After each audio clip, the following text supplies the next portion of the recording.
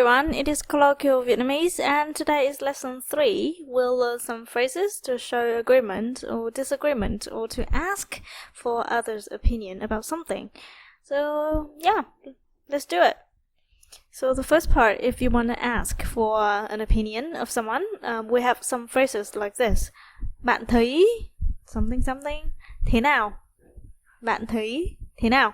So what do you think, right? The verb thấy is not to see anymore, and it is used when you want to say, how do you consider this? How do you find this? Okay? And bạn không thấy thế à? Bạn không thấy thế à? Don't you think so? Don't you see the same thing? Literally. And then ý kiến của bạn thế nào? Ý kiến của bạn thế nào? Ý kiến is the word for idea. So what's your idea regarding this? Theo bạn thì sao? Theo bạn thì sao? So in your opinion, what? Right? Bạn định thế nào? Bạn định thế nào? So we have the word định from the word ý định, which is for plan, for intention. So what will you do next? That's what it means. Nếu bạn là tôi thì bạn sẽ làm gì? Nếu bạn là tôi thì bạn sẽ là gì? So if you were me, what would you do? Just simple as that. So some examples that I can give is here. Chị thấy món pizza em làm này thế nào? Cũng được. Chị thấy món pizza em làm này thế nào? Cũng được. So what do you think about the pizza that I make? It's okay. Another example is that Lan đang hỏi em đi Phú Quốc hay Côn Đảo vui hơn. Ý kiến của anh thế nào? Theo anh thì Phú Quốc vui hơn. Lan đang hỏi em đi Phú Quốc hay Côn Đảo vui hơn. Ý kiến của anh thế nào? Theo anh thì Phú Quốc vui hơn. So Lan is asking me whether it's more fun going to Phú Quốc or Côn Đảo. So what do you think? So in my opinion, I think Phú Quốc is more fun. Right? So in response to this kind of questions, we have some ways to state an opinion. Theo tôi thì. Theo tôi thì, in my opinion. Theo tôi biết thì, as far as I know. Theo tôi hiểu thì, as far as I can understand. Nếu tôi là bạn thì, if I were you, I would do something. We also have nói thật là, say honestly speaking. Nói chung là, generally speaking. So that's it. Let's look at some examples. Em định mua cái nhà này, anh thấy có được không? Theo anh thì cái nhà này hơi đắt. Em định mua cái nhà này, anh thấy có được không? Theo anh thì cái nhà này hơi đắt.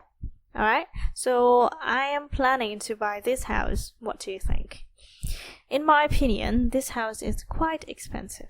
Alright, so we have the verb định that I just told you earlier, to have an intention of doing something. And then theo is, in my opinion, to my way of thinking.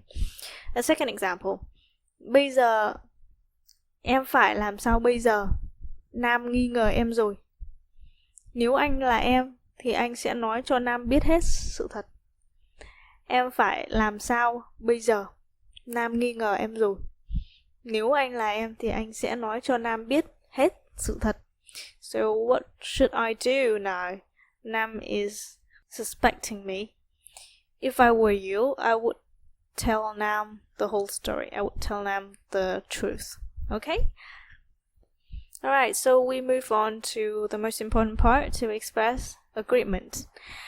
Okay, tôi đồng ý. Alright, so we say it's like okay, alright? Okay, tôi đồng ý. Đồng ý is for agree. This is very straightforward. Cái này đúng ý tôi.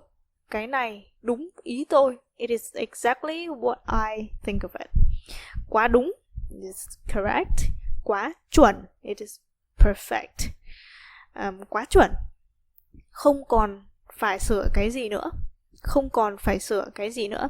There's nothing else to repair. There's nothing else to correct. Like you make no mistake at all. So for example, lớp mình cuối năm sẽ đi Sapa, ý kiến mọi người thế nào? Em đồng ý. Lớp mình cuối năm sẽ đi Sapa, ý kiến mọi người thế nào? Em đồng ý. Alright, so the whole class will go to Sapa this year end. So what's your opinion? I agree. Alright, the other example. Lan nói là chúng ta không nên tốn quá nhiều tiền vào quảng cáo. Lan nói là chúng ta không nên tốn quá nhiều tiền vào quảng cáo. Cái này đúng ý tớ. So Lan said that we should not spend much money on advertisement. And this is exactly what I think. So, contrary to all of this, we have some ways to express disagreement. Không phải là lúc nào cũng đúng đâu nhé.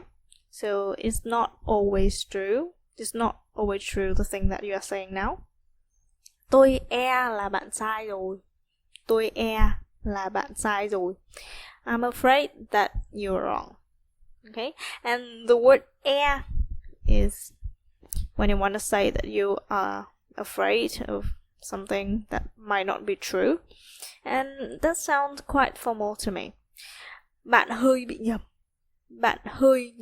Or bạn hơi bị nhầm. You're wrong. Tôi không nghĩ thế. I don't think so. Cái này không chắc đâu nhé. This is not for sure. Okay? Không bao giờ or không đời nào. These two phrases, if you want to say never.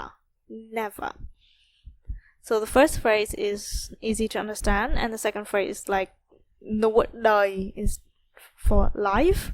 So never in this life, right? Never. Lố bịch. That one sounds very grave to me. Like it means ridiculous when you really disagree with something that the person is saying. So for example, vậy tóm lại, chúng ta không nên để cho trẻ con chơi điện tử. Tôi không nghĩ thế. Cái này không phải là lúc nào cũng đúng đâu nhé. So, in conclusion, we should not let the children play the video games. No, I don't think so. That is not always true. And the second example is that theo tôi biết thì Lào nghèo lắm. Bạn hơi bị nhầm. Theo tôi biết thì Lào nghèo lắm. Bạn hơi bị nhầm. Right. So, as far as I know, Laos is a poor country. And you were wrong. Okay? And finally, I would put you some scenarios for you to think of how to respond. The first one. Em nghĩ công ty nên thay sếp mới. Sếp cũ làm việc không tốt. Anh thấy thế nào? Em nghĩ công ty nên thay sếp mới. Sếp cũ làm việc không tốt.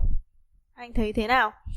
I think that the company should replace the boss because this boss is not working really well. What do you think? The second scenario. Máy tính em hỏng rồi, chị mua cho em cái mới nhé.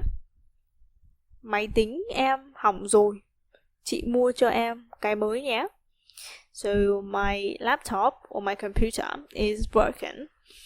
So will you buy me a new one? The third scenario. Lan nói cô ấy muốn sang nhà cậu ở nhờ một tuần. Cậu thấy thế nào? Lan nói cô ấy muốn sang nhà cậu ở nhờ một tuần. Cậu thấy thế nào? So Lan said that she wants to go to your house to live for a week. What do you think? Okay, so I'll leave that decision to you. I'll see you next time.